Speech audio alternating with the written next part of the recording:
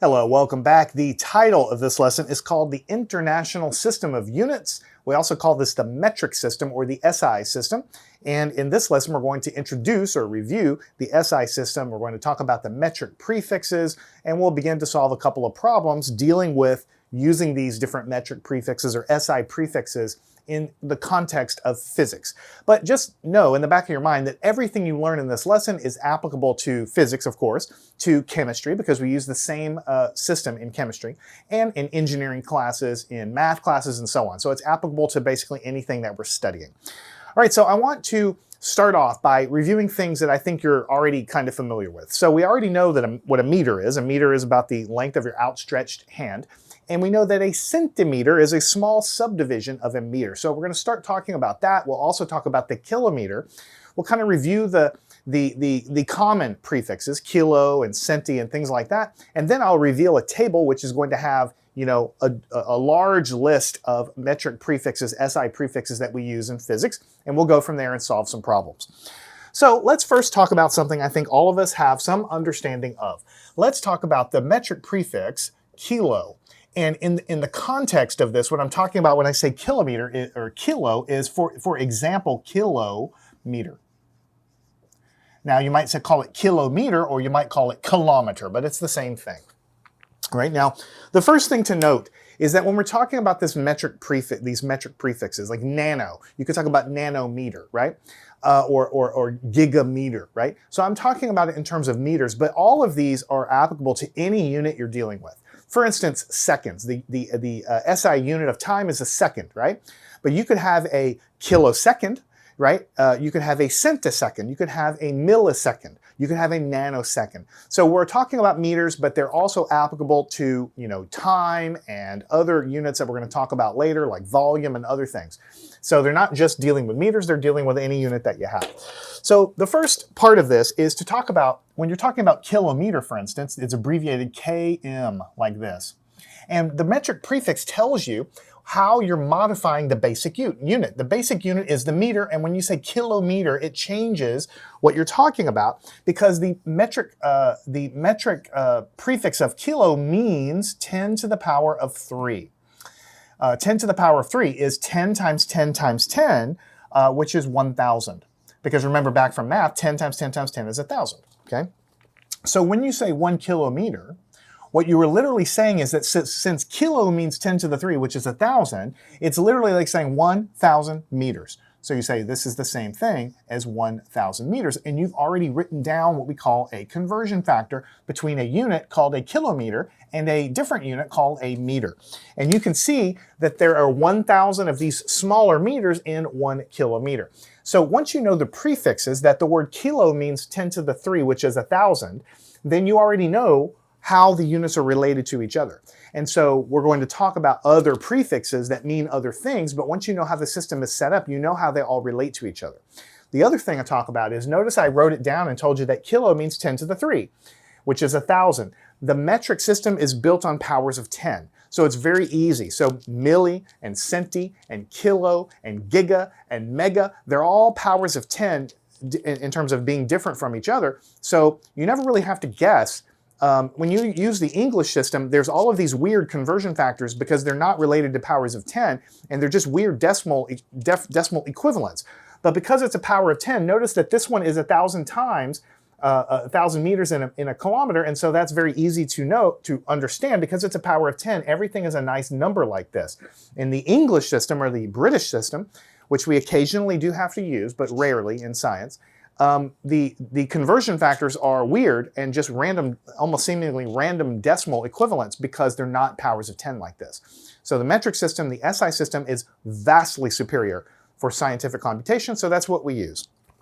All right, so this was the very familiar kilo, and so let's talk about something. So this is when we modify it and make it to be 1 kilometer means 1,000 meters. We kind of have a bigger number. For the kilo means 1,000. It's describing a large number.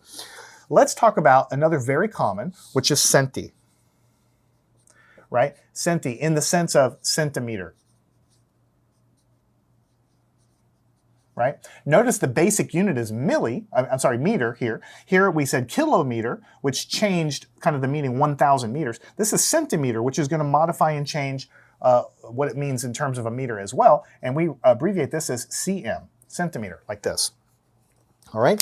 So if kilo meant 10 to the power of 3, what does centi mean? Well, it actually goes the other way. Instead of kilo meaning a very big number, centi means actually a smaller number. It's 10 to the minus 2. Now in math class, you remember, minus 2 exponent just means that you take whatever you have here, you move it to the denominator and make it to a positive power. This comes from math class. So if you don't remember this comes from algebra. It comes from what a negative exponent is. Centi means 10 to the minus 2, which means you drop it to the denominator and make it a positive. Now 10 squared is 10 times 10, which is 100. So this is 1 over 100. So what you learn from this is that whereas kilo means 1,000 times the basic unit, 1,000 times the meter, centi means 1/100th of the basic unit. So the way you read it is the prefix centi kind of makes a smaller unit of measure, whereas kilo makes a very large unit. Kilometer is 1,000 of the basic units. Centimeter, because it means 1/100th, it makes a very small unit. It's 100 times smaller. So if you look on a meter stick and you look at the centimeter markings, they're 100 times smaller because it's 10 to the minus 2. Notice it's a power of 10, just like this one. It just has a negative exponent. So when we say here 1 centimeter, so I'll write this down, 1 centimeter, notice how we did it up here. We said 1 kilometer. Kilo meant to make it 1,000 times bigger, so it was 1,000 meters. But when we say 1 centimeter, it's making it 1/100th smaller. So the way we say it as a conversion factor is 1 centimeter is 10 to the minus 2 meters, which is 1/100th of a meter. You need to start looking at this negative exponent and reading it as 1/100th. 10 to the negative 2 means 1/100th. So in your mind, when you read 1 centimeter, it's 1/100th of a meter. This means 1/100th of a meter. That's how you read that, right? Now, because 1 centimeter is a very small unit, it's 1/100th, very small. It's 100 times smaller than a meter. Then the exact flipping it around conversion factor, you could say that exactly the same thing is true, that 100 of these tiny little centimeters is equal to 1 meter. So you can write either one of these conversion factors down. They mean the same thing. It means the same thing to say that one of these tiny little centimeters is 1/100th times smaller than the big unit, the meter. It means the same thing to say that as it is to say that 100 of these little centimeters fit inside of 1 meter. And if you look at this first, this is like an equation here, really, when you think about it. We're saying that this is equal to this. So if you multiply both sides of this by 10 to the power of 2, if you multiply it by 10 to the power of 2, you'll get, if you do the math on this, 10 to the power of 2, you'll add the exponents, you'll get 10 to the 0, which is 1. And if you multiply this times 10 to the power of 2, you'll get the 100. So that's another way of realizing that this is the same as this. If you multiply both of these by the same thing on both sides, by 10 to the power of 2, then that would be multiplying by 100 on the left and 100 on the right. But when you add the exponents, because you can add the exponents there with the same base, then you get 10 to the 0, which is 1. So this is exactly the same as this. Now, just to bring it home, since these are the most common units, let's talk about milli, right? And in the context of millimeter. But it could be millisecond. It could be milligram. It could be, there's lots of other units we'll be using in physics, of course, but we're going to talk about the millimeter, right? Which is abbreviated m, little m, millimeter. All right? And so if kilo means 1,000 times bigger and centi means 100 times smaller, or 1/100th of the size of a meter, then what does milli mean? Well, what milli means is instead of 10 to the minus 2, it's 10 to the minus 3. And 10 to the minus 3 is 1 over 1,000. Because remember, you drop it down to the bottom. I guess I should have written it like this, 1 over 10 to the power of 3, which is 10 times 10 times 10, which is 1,000. So a negative exponent drops it to the bottom, makes it 1/1,000th, I'll put it 1/1,000th of a meter. That's what it means. So it's even making a smaller unit. A millimeter is, if you take if you look at the tip of a pencil, that's about a millimeter. Very, very small. Okay, 1,000 times smaller than a meter. So then what you can say is that one of these little bitty millimeters is equal to, just read the prefix, millimeter. It means 10 to the minus 3, that's milli, and then meters. So you've just written down a conversion factor without memorizing anything because you know that milli means 10 to the minus 3, which is 1 1,000th. Millimeter means 1 milli. Milli means 10 to the minus 3, which is 1 1,000th of a meter. And you can flip it around the other way, and you can say this is the same thing as 1,000 of these tiny little millimeters fit into 1 meter. And you've written down a couple of conversion factors like this. And you can use either one because they're both equivalent. Again, you can go from the first one to the second one by multiplying both sides of the equation by 10 to the power of 3. On the left, you'll get the 1,000 when you multiply by 10 to the power of 3. On the right, when you multiply by 10 to the power of 3, you'll get a 0 for the exponent, negative 3 and positive 3. 10 to the 0 is 1. So this is exactly the same as this. So the reason I'm writing them down two different ways is because when you do your unit conversions, you are free to use any conversion factor you want as long as it's true. So some people will write their conversion factors like this. They'll say that 1 centimeter is the same thing as 10 to the minus 2 meters, and that works fine as a conversion factor. I tend to write my conversion factors more like this, that there's 100 centimeters in a meter, or that there's 1,000 millimeters in a meter, and so on. But you can do it any way you wish.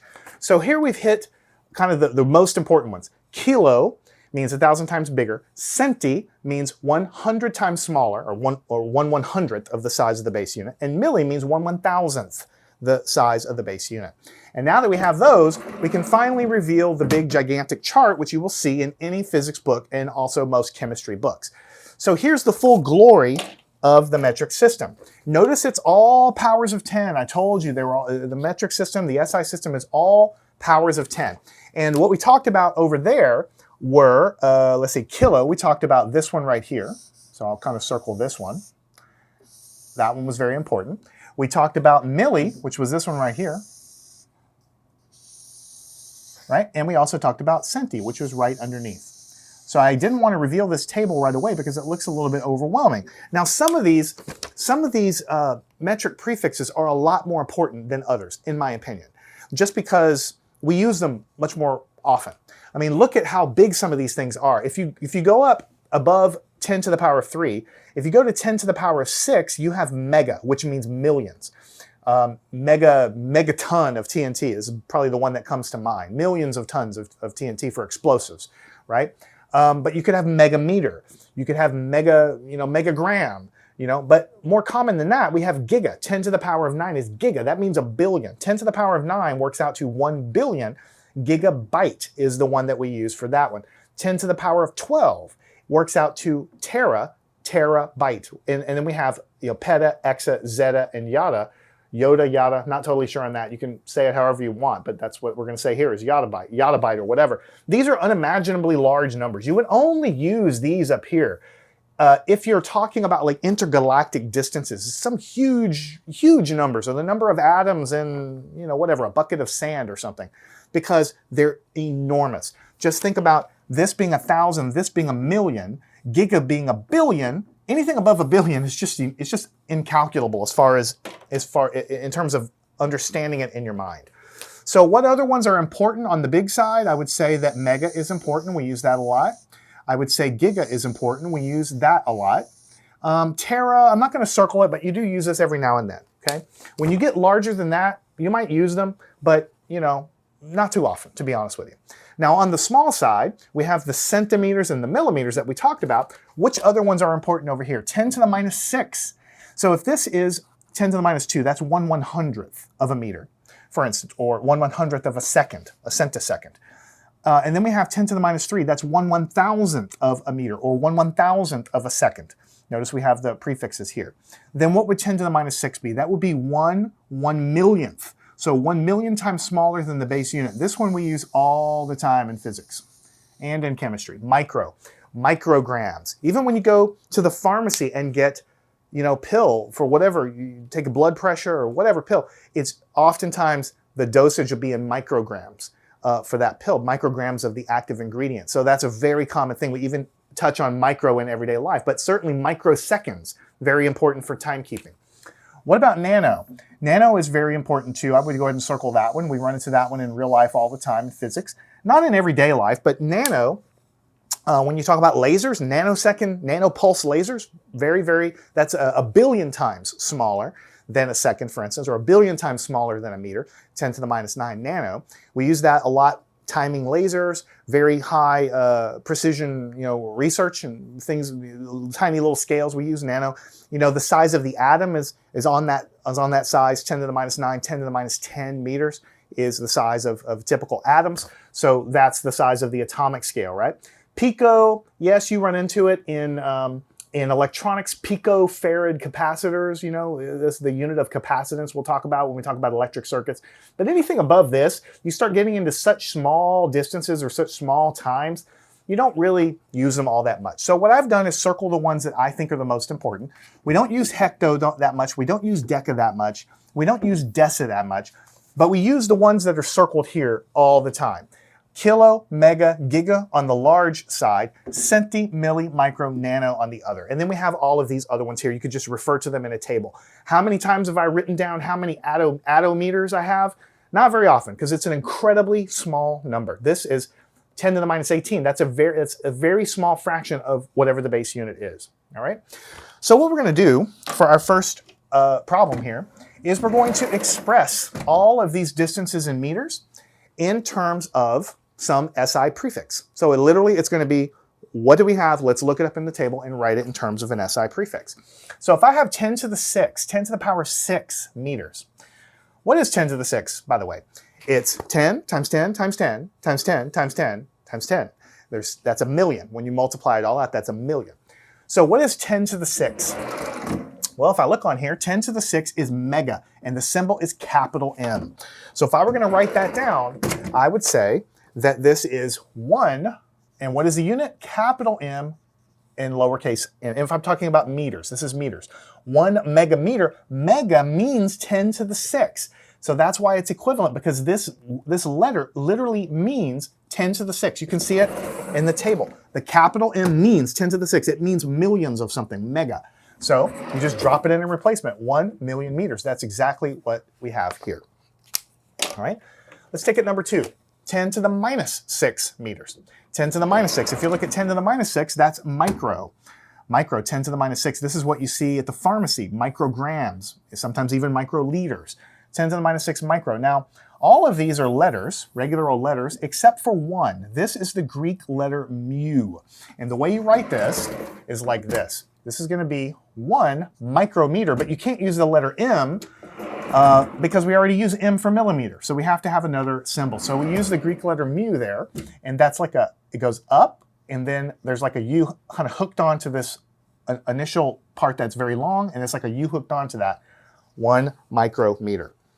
Also, you can call it a micrometer, but people refer to it as the micron in real life. When you do real research in a real lab, people don't usually come around and say, measure 2 micrometers, usually. They'll just say 2 microns, 3 microns. But if you're talking about seconds, you would definitely say microseconds, for instance. All right, next, what do we have here? 10 to the power of 1, which just means 10 meters. So what is 10 to the power of 1 in terms of metric system? 10 to the power of 1 is deca, DA is the prefix. So you would just use decameter, which is 1 DAM. And notice the prefix is not D. The prefix is DA. Why? Because we have a decimeter. So decameter, DA, is 10 times bigger than the base unit. And decimeter is 10 to the minus 1, which is 10 times smaller than, because it's 1/10, 1 over 10, 10 times smaller. We already have a symbol D for that, so we use DA, deca, for the other one. And this table is set up, by the way, as a mirror image. This is 10 times smaller than the base unit. This is 10 times bigger. This is 10 times smaller than the base unit.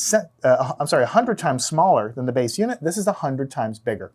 The millimeter is 1,000 times smaller than the meter, but the kilometer is 1,000 times bigger. The micrometer is 10 to the minus 6, which is 1,000,000 times smaller, and the megameter is 1,000,000 times bigger. The nanometer is 1,000,000,000 times smaller than a meter, and a gigameter is 1,000,000,000 times bigger. So that's how this table is constructed. All right, so the next one we have is 10 to the 9 meters. So what's 10 to the 9? We look on the big side, 10 to the 9 is giga, so it's capital G. That would be like gigabyte, right? That's probably the most common way in which we use this, but in this case, it's not gigabyte, it's 1 gigameter, because giga means 10 to the 9, or a billion of these meters, and that's what we have right here. All right, 10 to the power of 12. We take a look at 10 to the power of 12, that's terabytes, maybe you hear about that. So 10 to the 12, that's capital T for tera.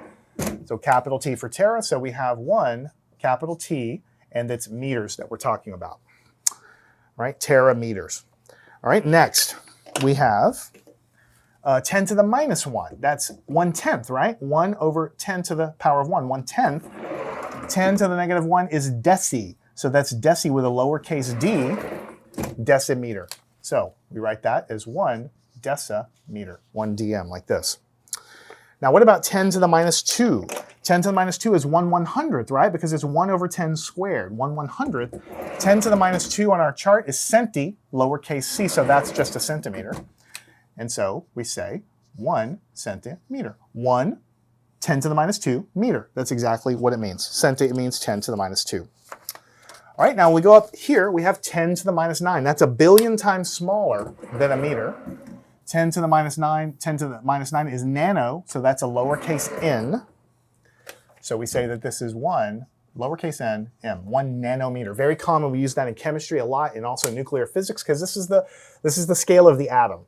10 to the minus 10 is about the size of an atom. So 10 to the minus 9, 10 to the minus 10, 10 to the minus 11, somewhere around there is when we start talking about the atomic scale. All right, 10 to the minus 12 is even smaller than an atom. What do we use to describe scales like that? 10 to the minus 12, that's pico. Pico is lowercase p. So we would write down 1 picometer. PM means 1, 10 to the minus 12 meters. That's exactly what we have right here. 10 to the minus 18. And 10 to the minus 18, we start getting into things that I don't have memorized so much. I don't remember that this is atto, but that's what it is. 10 to the minus 18, lowercase a. So we write down that this is 1 attometer. 1, 10 to the minus 18 meter. That's what we have. Finally, we have something a little different. We have 2 times 10 to the power of 2 meters. So we have 2 of these things, whatever they are. What are 10 to the power of 2? 10 to the power of 2 is hecto, which is h. So that's a hectometer. That's a hectometer. So we'll say hectometer, but how many do we have? We have 2 of them, because 2 times, if you just cover this up, this would be a hectometer, right? 1 hectometer, but we don't have 1 of them. We have 2 of them. That's 2 times. So we write down 2 hectometers. This literally means 2 times 10 to the power of 2, because that's what this means, meters. 2 hectometers. And then finally, what is 2 times 10 to the 3? We should have probably memorized 10 to the power of 3. We know that one is kilo. That's probably the most common one. 10 to the power of 3 is 1,000 times bigger than a meter, or 1,000 meters, I should say. And so by itself, 10 to the power of 3 would be kilometers. But we don't have 1 of them. We have 2 of them, because it's 2 times that, so it's 2 kilometers. This literally means 2 times 1,000 meters. 2 times 1,000 meters, that's exactly what we have.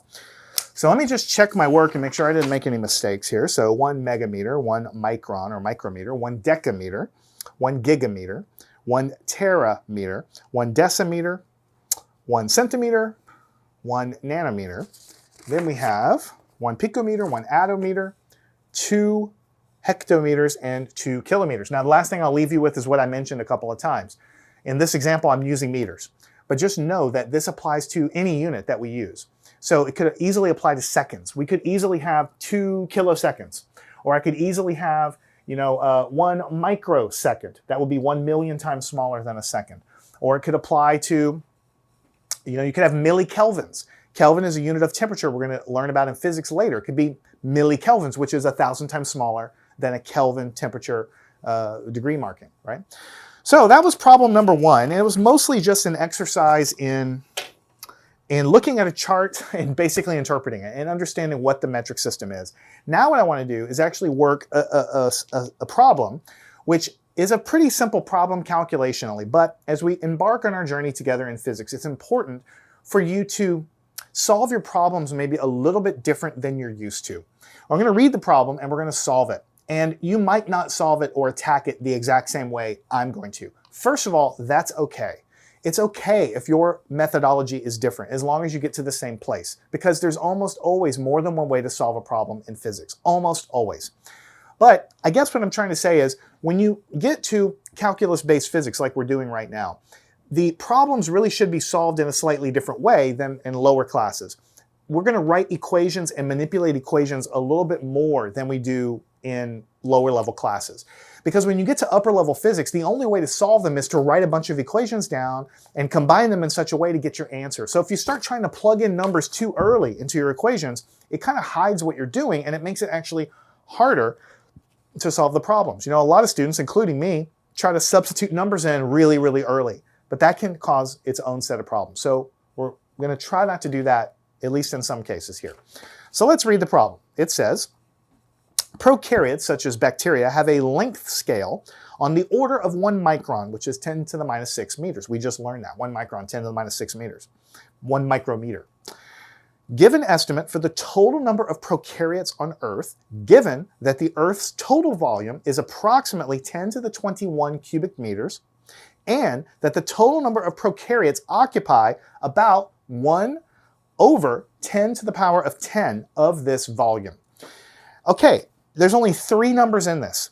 There's 10 to the minus 6 meters, there's 10 to the 21 cubic meters, and there's 1 over 10 to the power of 10 of this volume. So there's 3 numbers, and when you first tackle a problem, especially when you're coming from lower level classes, your first gut instinct is give me an equation, I'll put the numbers in.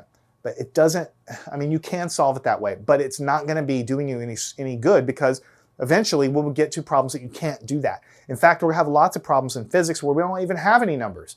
We just have equations. So we have to manipulate them without numbers. So we have to get in the habit of writing down equations that we know to be true, and then looking to see what we can do. The other thing I'll tell you as as we get going here, do not try to map out the path all the way to the final solution in your head before you write anything. Don't try, because often it's going to be impossible. What you need to do is write down something that you know is true with your own variables. You often have to make up your own variables, and then we see where to go. And then we take one little step at a time. You cannot look at this and say, oh yeah, I'm going to just do this and get the answer. It's not going to work. You're going to fail eventually. So you have to just write things down that you know are true and then see where it takes you. That is my best and most important advice. So let's read. Prokaryotes, such as bacteria, have a length scale on the order of 1 micron, 10 to the minus 6 meters. Give an estimate for the total number of prokaryotes. I want the total number of bacteria, right, on Earth. I know the Earth's total volume. I know the total number of prokaryotes occupy some fraction of the total volume. So what can we write down? What can we write down that makes sense, right?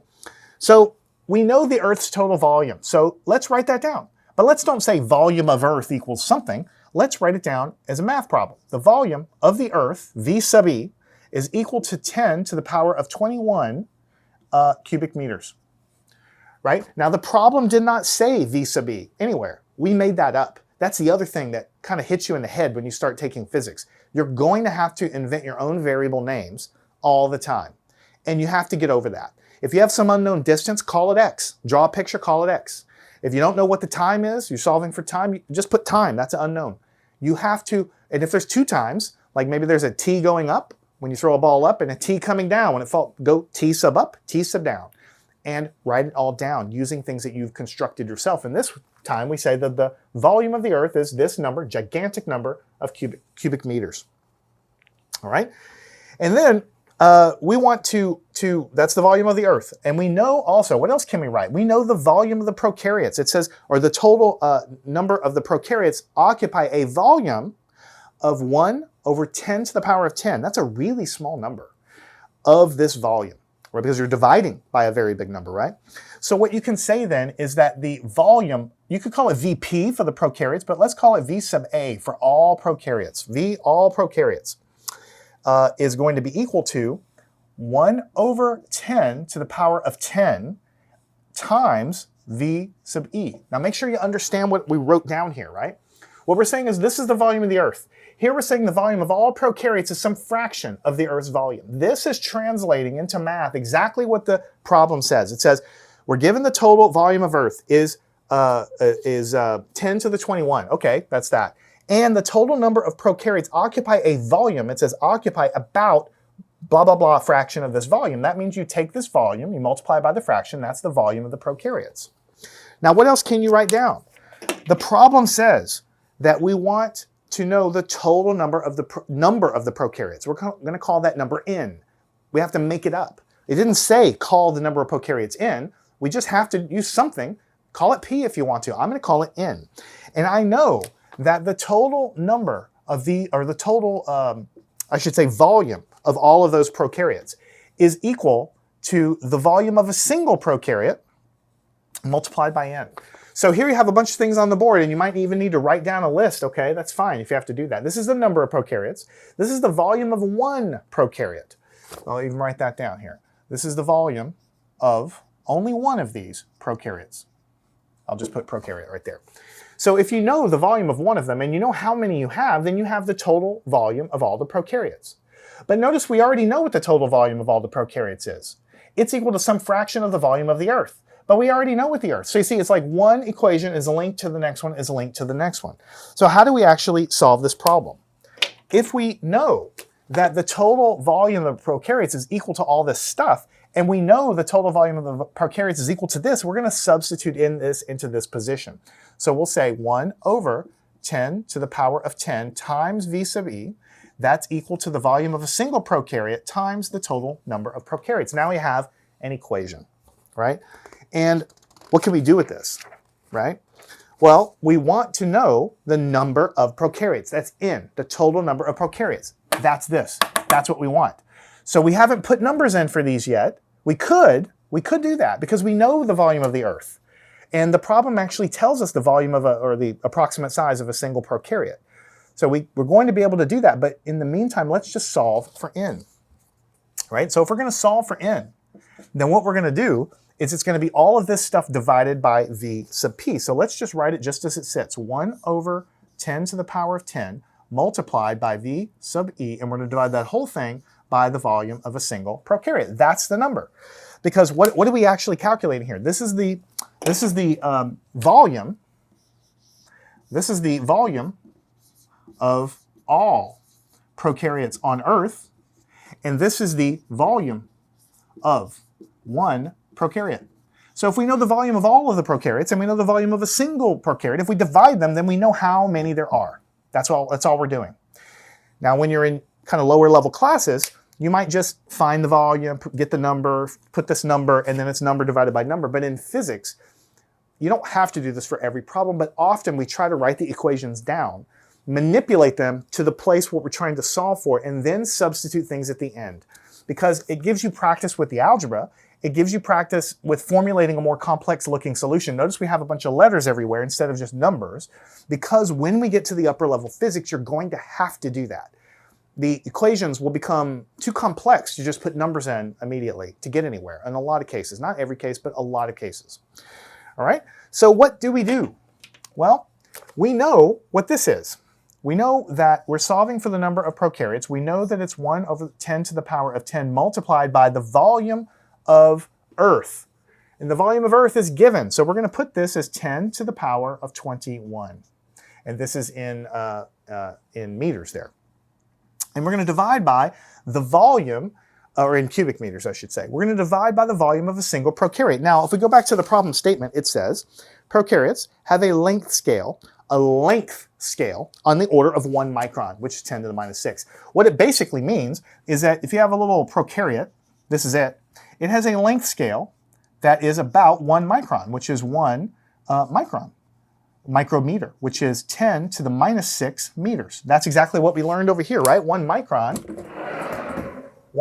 is right here. 1 micro is micro. Micron is 10 to the minus 6 meters, which is 1 millionth of a meter, which is what we have here. So that's basically the rough size.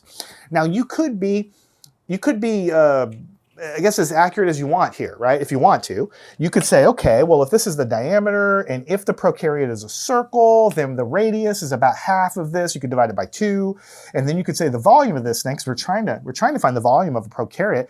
You could say it's 4/3 times pi times r cubed. If you model this as a circle and you find the radius, right, then we have to take this number, divide by 2, and then do 4/3 pi r cubed, and then we get a pretty accurate number for the volume.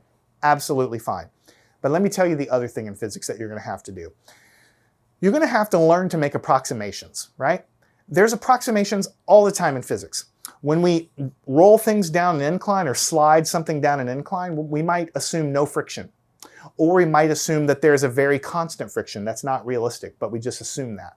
Or if we have pulleys and we're pulling things up and down, we might assume that the pulleys have no mass, the rope has no mass. Because in reality, when you're pulling things, the chain or the rope has mass. It will affect the system, but we often ignore that because it's just too complex and it doesn't really matter that much, okay? If we're talking about some high energy collision between two particles, we might ignore the mass of one of them. If one of the particles is 1,000,000 times bigger than the other one, then the other one doesn't matter that much. I mean, yeah, it's there, but it doesn't matter that much. We might ignore it for the sake of the calculation to get the big picture, right? So here, you might have to take a little creative liberty. Sure, you could say that the diameter of this is 1 micron, 10 to the minus 6 meters, and you could divide it by 2 to get the radius. You can take that number and radius cube it, and then times pi, and then times this, and get the volume. Or you could do what really you should do, and just say that the volume of this thing is approximately equal to the length scale, which is 10 to the minus 6 cubed. Because notice the volume is 4/3 pi r cubed. It's the length scale, whatever it is, cubed. And yes, the length that if we do it like this, then yes, we're ignoring the 4/3 and we're ignoring the pi, and our radius isn't quite right. But look at how gigantic these numbers are. The other numbers in the problem are enormous. So even if you're off by the volume of a prokaryote, even if you're off by a factor of 2 or 3 times the volume, or even 10 times the volume, it's not going to matter when you're dividing by these enormous volumes to find the number of bacteria on Earth. It's not going to matter that much. Yes, it might be off a little bit, but it's not going to matter that much. So make an approximation. We're going to say that the volume of the prokaryote is just 10 to the power of 6 cubed. So I'm going to put it down here as 10 to the power of negative 6, I should say, not 10 to the 6 cubed. So all of that talking to basically say the numerator is the volume of the prokaryotes of Earth. It's some fraction of the total volume of Earth. This is the volume of all the prokaryotes that live on Earth. This is an approximation for the volume of a single prokaryote. Yes, it's technically 4/3 pi r cubed for the volume of a sphere, but also prokaryotes are not spherical. So even if you do use this and say, oh, I'm being super precise, prokaryotes are not spherical. They're probably more flat. I don't know. I'd look it up. Maybe they are spherical, but they're not exactly spherical. So even if you think you're being accurate, you're not, because they're not spherical. So we just take an approximation. It's approximately equal to whatever this length scale is cubed. And we're dividing by that. So this is the volume of a prokaryote, approximation. So what do we get? On the top, if you take 10 to the power of 21 and you multiply and then divide by 10 to the power of 10, you're going to get 10 to the power of 11 on the top. And on the bottom, when you take this and cube it, this times this, you're going to get 10 to the power of negative 18. Notice how small this is here, negative 18.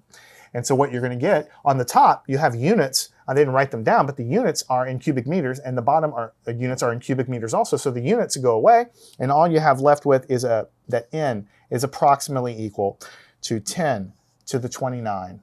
I'll just say prokaryote, just so I don't want to write out the word prokaryote. 10 to the power of 29. That is a lot of prokaryotes when you take these numbers and divide. Is it totally accurate? No, of course not. There's a lot of assumptions, but it's pretty accurate, even if it's reasonable. There's so many of them that it's at least close to it. It's at least within a factor of 10 of the right answer, and that's okay for a rough calculation like this. So in this lesson, we've introduced the metric system, the SI system of units. We talked about the metric prefixes. We've talked about what they mean to assign the prefixes to a unit. And then we have solved a simple problem. The main tie-in with the metric system here is to know that since this thing is of a length of a micron, that's 10 to the minus 6. And so to find the volume, when you cube it like this, approximately this volume that we got on the bottom, 10 to the minus 18 meters, is what we would get there. And by the way, 10 to the minus 18, I should say cubic meters. That's the unit down here. 10 to the minus 18 is an atto. So basically, the volume of a prokaryote is about one cubic attometer, I guess, is the way you would look at that. And so when we divide these numbers, we say that the that the number of prokaryotes 10 to the 29. So it's just a little exercise in also showing you, I shouldn't say how to think, because I know that my thought process is not like the gold standard, but one way in which to tackle these problems. Notice that we wrote down what we knew, and then we put them together and said, well, okay, what are we trying to solve for? Then we solve for it, then we put things in. We'll try to do that a lot. We're not going to be doing as much just numbers in and numbers out, because a lot of the problems won't even have any numbers. And so you have to get used to that. So I'd like you to solve these yourself. Make sure you understand what we've done in this lesson. Follow me on to the next lesson. We'll continue to build your skills.